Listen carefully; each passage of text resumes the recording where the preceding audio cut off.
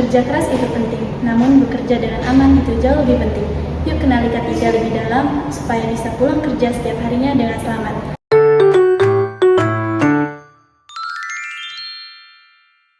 Hai semuanya, kembali lagi bersama saya Isa Dewi Fortuna dari Politeknik Negeri Sriwijaya, jurusan Teknik Elektro dengan prodi D4 Teknik Telekomunikasi. Di video kali ini, saya akan menjelaskan secara rinci terkait K3, dari mulai definisi hingga bahan berbahaya. Yuk simak video ini. Pada materi pertama, kita akan membahas tentang definisi dan makna dari K3. K3 adalah upaya untuk menjamin keselamatan dan kesehatan tenaga kerja melalui pencegahan kecelakaan dan penyakit akibat kerja. K3 memiliki dasar hukum seperti UU Nomor 1 Tahun 1970 dan PP Nomor 50 Tahun 2012. Nah, tujuan dari K3 itu sendiri adalah untuk melindungi pekerja, memastikan lingkungan kerja aman, menjaga sumber produksi, dan meningkatkan kesejahteraan tenaga kerja. Kita masuk ke materi selanjutnya, yaitu tentang LOTO atau Lockout and Takeout. Nah, LOTO adalah teknik yang digunakan untuk mencegah energi terlepas yang membahayakan pada saat proses perbaikan peralatan. Hal ini dilakukan dengan menempatkan kunci pada alat isolasi energi sebelum melakukan pekerjaan. Nah, fungsi dari LOTO itu sendiri yaitu untuk memahami persyaratan program LOTO, memahami peran personel terkait dalam program LOTO, menurunkan tingkat kecelakaan dalam proses operasional, dan terakhir untuk meningkatkan budaya K3 di suatu perusahaan agar kita bisa selamat dalam bekerja. Selanjutnya, kita akan membahas tentang JSA atau Job Safety Analysis. JSA adalah suatu teknik yang dipakai untuk menganalisis suatu pekerjaan secara sistematis untuk bisa mengenali bahaya di setiap langkahnya, sehingga bisa mengembangkan solusi untuk mencegah terjadinya.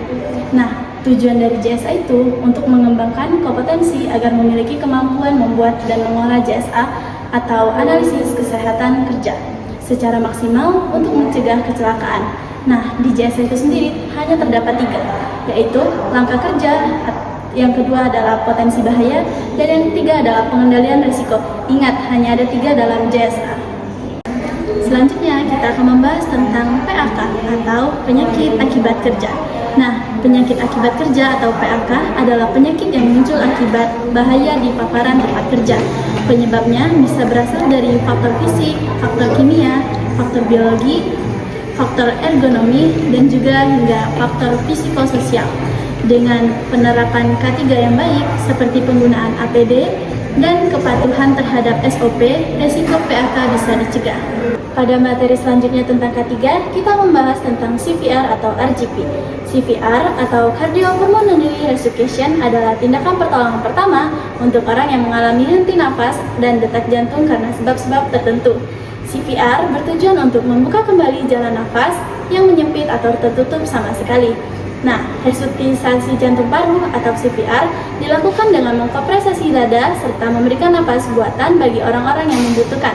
Dengan melakukan resusitasi jantung paru, fungsi nafas serta sirkulasi darah dalam tubuh yang berhenti dipaksa untuk berfungsi kembali, serta untuk membuat darah dan oksigen tetap beredar ke seluruh bagian tubuh. Nah, sehingga orang-orang terdekat kita bisa selamat.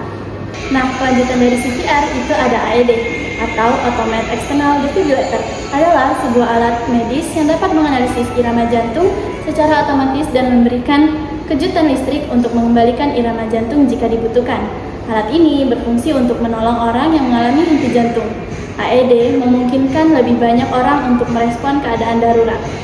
Selanjutnya, P3K merupakan pertolongan pertama yang harus segera diberikan kepada korban yang mendapatkan kecelakaan atau penyakit dadakan dengan cepat dan tepat sebelum korban dibawa ke tempat rujukan.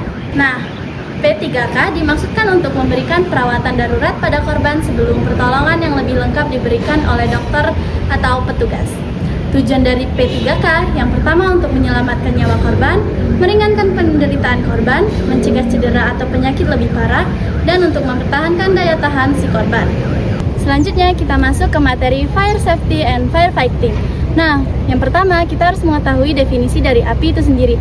Api adalah benda atau bahan berbakar yang berbentuk padat, cair, ataupun gas yang memiliki titik nyala dari pemantik dan udara oksigen yang menjadikan nyala api itu membesar.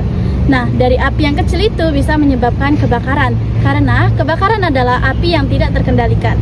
Nah, materi terakhir dalam pembelajaran K3 pada kali ini yaitu tentang B3. bahan kimia berbahaya dan beracun. Nah, zat berbahaya yang dapat berbentuk padat, cair, ataupun gas di lingkungan kerja dapat berbahaya bagi kesehatan jangka pendek maupun jangka panjang. Maka dari itu, B3 itu sangat berbahaya dan harus kita cegah. Itulah penjelasan saya terkait materi K3 pada semester ini. K3 bukan hanya sekedar tentang alat pelindung, tetapi tentang kepedulian, peduli terhadap diri sendiri, terhadap rekan kerja. Karena tempat kerja yang aman adalah tempat kerja di mana semua bidang bisa pulang dengan selamat.